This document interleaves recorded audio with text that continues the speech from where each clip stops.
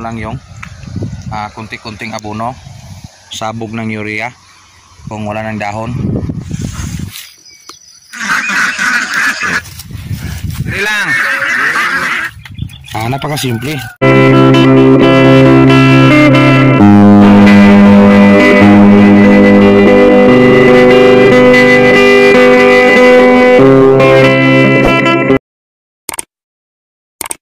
Sakto morning mga kasakto. So kasakto, yung ipakita ko na area is yung area to kay Papa dito. Yan. So may picture natin ito nung cucumber yung ating tanim. Nag-failure si cucumber. Sad to say, yung ating cucumber dito is hindi nag-failure and hindi nakabawi ng kapital. Pero hindi nakabawi ng kapital, pero yung investment na material na para babawi is napamatiling, still nandito pa rin. Alam nyo ba kung ano yon? Balag at kanyang pundasyon na poste na naiwan. So again guys, yon ang pinaka strategy ng farming. Kung para sa inyo yan. Ito hindi pa naharbisan. Next 4 to 5 days pwede na itong ma-harvest. At yung presyo ngayon napakaganda sa area na ito.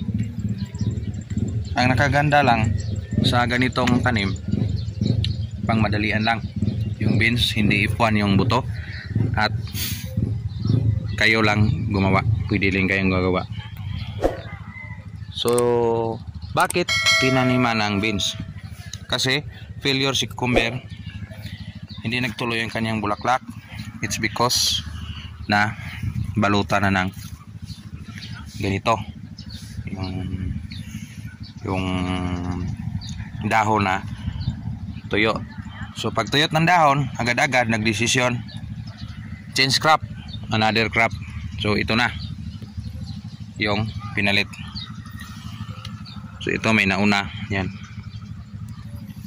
So maganda-gandang presyuhan ngayon kasi sa ibang lugar hindi pa, bago pa nakatanim kasi bago pang umulan.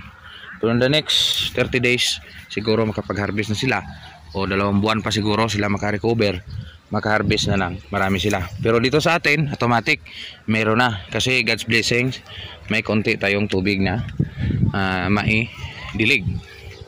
So yan, pansin na pansin nyo, ganda yung ating tanim. So last picture, cucumber ito. May picture din natin ng sa edad na ganito. Pero hindi nagtuloy, nag-failure. Natuloy naman guys, pero hindi ganun ka bulyom. Pero yung quality niya still gumanda pa rin. Yan. So yung beans guys is napaka tipid sa abono. Kasi again, sulit na naman tayo sa turo, nitrogen fixation yung mga tanim na ito. Kunti lang yung abono, patikim lang yung una, and the second is yung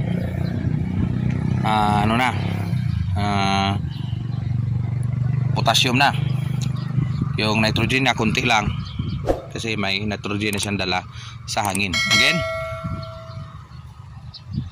yung tanim nyo is dapat maluwang, yung in between yan, tapos nakakurba, tapos hihigop yung kanyang hangin na north at south, east to west monsoon. Yun ang pinaka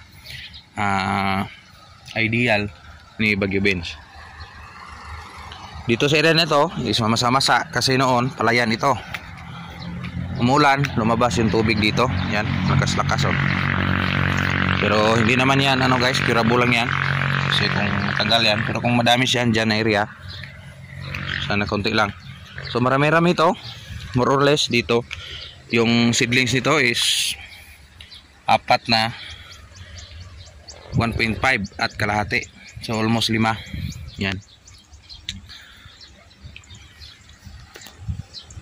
So sana yun pa rin, hindi natin hawak yung tanim.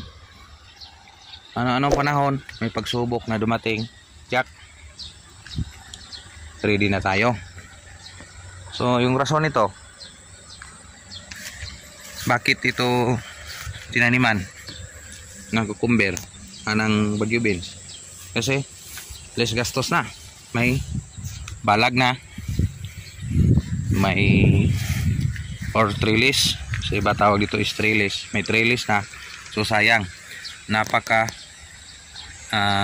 okasyon na magtanim ng ganito.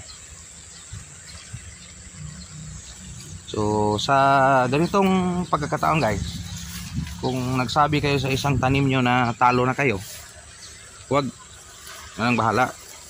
Yun na nga, sabi, talo ka sa isang tanim. Ang tanong, dyan ka lang ba magtatanim o the next crop hindi ka ba tatanim ulit? Magtatanim ka ulit. So yun ang pinaka sikreto sa isang farmers. Huwag susuko, laban lang ng laban, tiyak may mamaani ka sa bandang huli. Estimate ito guys, more or less lang sa puno nito.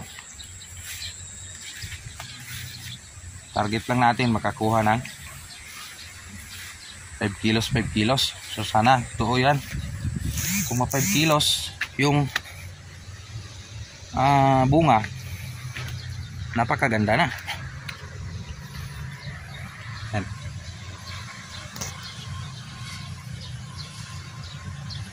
Itong tanim kasing ito guys, hindi masyadong magastos sa abono. Pera lang sa insecticide. Yung insecticide nito is expenses talaga, kasi yung bulaklak marami ng parami, so bigay ng maraming fungicide, insecticide at ilan pang need sa kanya. Isang tip para sa magtatanim ng ganito, for seasonal, kung nandyan lang yung puno, dapat i-sustain nyo. Kung hindi mamatay yung puno, linisan nyo na lang yung baba, tapos maintain mo lang yung kunti-kunting abono, sabog ng urea kung wala ng dahon, sundin ng tubig kung mainit, and then yung insecticide maintain nyo lang 2 beses isang linggo. Kada after harvest, sustain nyo lang yung insecticide. Kahit anong insecticide guys, fit dito, pero analyze nyo lang yung active ingredients nya. So magbilang na tayo rito kung ilang bulaklak sa isang puno. May bilangin tayo rito. So ito, subukan natin. So isang puno, so more or less estimate na lang natin, nasa sobra siguro 50 pieces sa unang stage nya. So yung 50 pieces sana umabot yun ng 5 kilo. 5 kilo sa isang puno. Yan lang muna ang kunting update dito sa ating farm, Canlaon City, Negros Oriental. Still nagpasalamat kahit anong pagsubok ng panahon, mura man yung tanim mo, nasisira man ng bagyo, nasisira man ng El Nino, Jack, tatayo pa rin, at still magtatanim pa rin yung farmers na masipag. Salamat, Insakto TV.